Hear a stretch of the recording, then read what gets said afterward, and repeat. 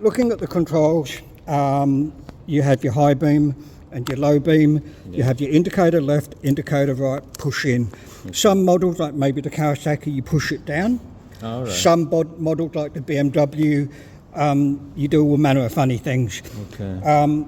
Indicators on a motorcycle are not self-cancelling, so the best time to cancel your indicators is on exit of a manoeuvre.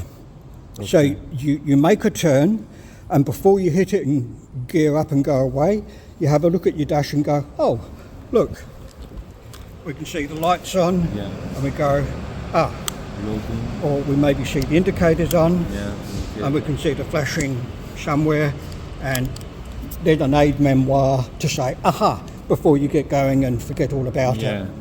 Because on the test, if you go through an intersection, your indicator is on, instant fail. Oh, really? Okay. Just for that one thing. Yeah. Because in WA, you approach an intersection with your indicator on, somebody will pull out on you. Not maybe, they will. Okay, all right. Yeah. Because Perth drivers are incredibly stupid. They're arrogant. Yeah. They're distracted. They don't care. They have low skills. They're self-opinionated. They're selfish. They're like spoilt little brats. It's insane. Okay. We have many problems throughout the world with poor driving, but Perth seems to collect everything. Okay. I mean, I drove in Asia, they are not better than here, so... Well, the beautiful thing about riding in Asia, there are less rules observed, but people think. Yeah, people think, yeah. And if there is likelihood of consequence, accident, both people will go, oh, let's not do this. Yeah. In Australia, in Perth, it'll be, get out of my way, I've got the right. Yeah. And then it's a battle of wills. It's like, you're on a motorcycle, who's going to lose? Okay. Yeah, of course, me. Yeah. But the beautiful thing about learning to ride in Perth, you get a motorcycle and you make lots of new friends. Oh, yeah. Doctors, anaesthetists, surgeons. I didn't know that. Oh, that's cool. Okay, moving on, we've got the horn, we've got the little pass light here. Sorry, what's it? I never understood. Okay, just try it. Okay, so you have your high beam and your low beam, and like the stalk on the car wheel. Okay, we have the speedo, the odometer here, which we can trip back to 0. Handy to do this when you fill up, because whilst you have the fuel gauge, this can be more accurate when you get to know your bike. Yeah. Okay, you've got your gears, but I'd like you to ignore the gears, because if you're looking down, you're not looking where you're going. Okay. The other thing is that, the scooter does it for you when you change gear, but you want to be in a gear that's useful. So gear number 2, gear number 3, it doesn't matter. Okay. All that matters is if you do this and it goes, blah, you're too low. Yeah, and if it's going, you're too high, broadly. In the middle. You just want a nice, you want a gear that can give you some pull when you need it. Okay. And not so high, just nice and cruisy, relaxing. Yeah. Okay. We have the ignition off. We have the ignition on. Now, if you turn the ignition off, turn the steering to the left, push down, and maybe a little bit of a wriggle. And you can move the steering. You have steering lock. Yes, steering lock. To get out of the steering lock, key in, just turn it, a little bit of a wiggle. Just give a try with putting the lock on, putting the lock off. Yeah. Okay. Beautiful. Okay. The lock is useful for casual. If somebody really wants to steal your bike, 4 or 5 hairy people, gorillas, will jump out of a ute, pick the bike up and put it into the ute. Now, the other thing to do is the petrol. So petrol, key in, turn it, and you can fill up, although not to the brim, there's a little ledge there. When you put the ignition,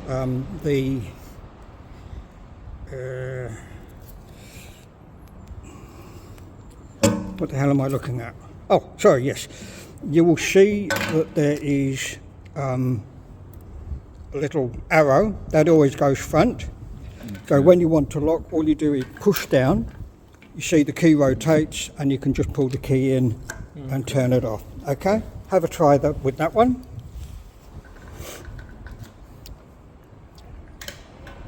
Okay. Beautiful, and in, and just push down. Yeah, it clicks. Clicks. Yeah, you just push Yeah, this one. And now, just have a look down here. Okay. You can see the fuel. Yeah. Okay, this is on, this is off, and this is reserve. Okay. So what happens, up above here there's a pipe, Okay. and there's two vents, or two holes, one here, one here. This is the main, this is the reserve. Okay. So on this setting, this one is open, this one is closed. Okay. When you turn it like this, they're both open. Okay. So that extra little bit in the bottom of the tank gives you 30, 50k, Okay. if you're nice and gentle with the bike. Yeah. Whenever you finish the bike, you should turn the petrol off. What Like- happens if I leave it on? Say again? What happens if I leave it on? Nothing. Nothing. Yeah. I just. But going back to older bikes where the materials were not the quality they have today, plastic would, rubber and plastic would degrade with the petrol. Okay. So the old bikes back in the day, they would leak, Oh, yeah. and then flambe motorcycle. Okay, so you don't want that. Now the standards are much better, so you leave it on, and you could probably leave it like that for a month and it won't leak. But But yeah. it's just a safety thing. Yeah. Prevent is better. Plus, which if somebody steals your bike and they don't really think about that, they won't go far. Yeah. Alright. Because the amount of petrol in the hose will take them 2 or 3 kilometres, if that. Okay. And then it's stopped and they go, Okay, so now the thing is, I'll just get you to practice turning it from full onto reserve. Now, imagine you're riding. Yeah. So put your hands on the bars. You can go brum brum if you like. Now the thing is, if you feel that you're running out of petrol, and you know what it feels like to run out of petrol, you don't want to automatically go, oh, I'll just put it onto reserve. Yeah. But if you're in a situation, say like the freeway, you cannot get over to the hard shoulder, or you're in a situation where it's just not safe to pull over, then you might need to change, go onto reserve whilst you're riding. Okay. Now, if you can, yes, slow down. But the most important thing, you don't want to be looking down here for where it is, because if you look there, the bike's going to go this way. So I'll get you to look straight at me. Okay. And with that hand, what you do is you sort of grope your way down and find it. Find it. Yeah. Yeah. Okay. And of course, when you're riding, you have to make sure that when you take this hand off the bars, that you're not putting undue pressure here. So everything's got to be balanced. But since you've ridden a scooter and you've probably given people non-verbal communication, you can do that. Okay, excellent. Now just coming around a little bit more, we have the kill switch. We don't use this. Underneath here is a little cheap piece of bimetal. It can get worn. So if you use this on, one day it'll wear and it won't start. Okay. You can't buy the little piece of bimetal. You have to buy the whole switch block. That's $400 or $500. Ex-Japan, 12 weeks, and you're not riding your bike. So always use the key to turn off and turn on. Now, the brake here. Front brake is the main brake. Rear brake down here on the pedal is the secondary brake. Okay. Now, generally, you put the front brake on first and then the back brake. 1 and then 2. 2. Yeah. If it's poor weather, mud, gravel, quite wet, then both at the same time. Okay. But nice and easy. But normally, WA, lots of dry weather, this one and then that one. Okay. If you put them both on together, you'll be tending to put the same pressure. Yeah. You can't go hard on this one and soft on that one at the same time. Yeah, no. So that's why 1 and then 2. Okay. Now, did you notice what sort of brake this bike has on the back? Sorry, what did you? Well, the front, we have a disc. And did you see what's on the back of this one? A disc or a drum? So you look over here, Yeah. and this is the drum brake. Okay. Okay? Yeah. So, Oh, that, yeah. They're Okay. different brakes. Yeah. different brakes, because it's cheap. Yeah. Okay? This one is hydraulic. Okay. It's not very efficient, but because of the hydraulic, it's very powerful. Okay. It doesn't take much effort here. This one is more efficient, Yeah. but it's not very powerful. So you need to press more. That's right. Yeah. But if this was a disc brake on the back, as you look at the other bikes, lots of disc brakes, Ah, yeah. then they're more touchy. Okay. So that's one thing to be aware of. Generally speaking, if it's a disc brake on the back, 80% front, 20% rear. A drum, The bit- opposite. no, not the opposite, but Yeah. 30% front, Okay. 70% front 70 and 30. and 30, okay? Because even if you're only using the back, you still get weight transfer. Yeah, yeah. And the weight transfer will put weight onto the footprint, Yeah. giving you more grip. So almost always more front than back. Okay. All right. Any questions? No, let's see. I mean, you are explaining the best. Yeah. Okay, so one other thing. I know you've ridden before, but we just do this quickly. To get yourself used to the bike, I'll just get you to push clutch in, push the bike forward, push it forward, and a little bit of front brake, and do it again, forward, and a bit of back brake. And you can feel Yeah, how they I are. feel I need to go more deeper. Okay, now one thing, lovely shoes, Yeah. but if you have your foot like this on the peg, which is here, okay, so you put your foot back and you go over a bump, your foot can come off easily, Okay. okay? So when you have your foot, the hollow here, the instep, Yeah. want to be over the peg, and your foot out and down These are- into just naturally relaxed. Maybe a little bit of a grip here, nice and light, but generally relaxed. When you want the brakes, up and over. Beautiful.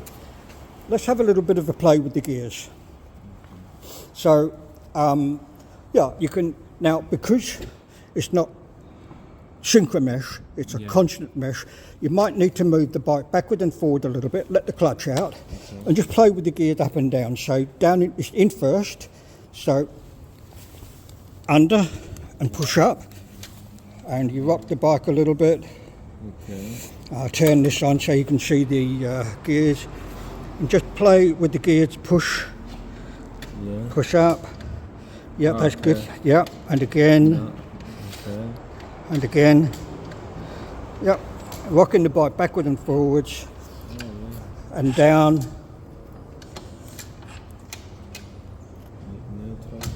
Neutral. Okay, now there's one very important thing with gears. You need to be methodical with your gears because they're constant mesh. Now, I won't go deep into the theory, but basically, if you just tap the gear, it may not correctly go into gear all the way. It might be half in, half out. Yeah. And then when you accelerate and pressure is applied to the gear mechanism, it can push the gear out. And you end up not in one gear, not in another gear, but in between. Yeah. We call this false neutral. In Europe, in England, it's called angel gear, because you fuck up that gear, and the next thing you hope to see is an angel, rather than something more. Okay.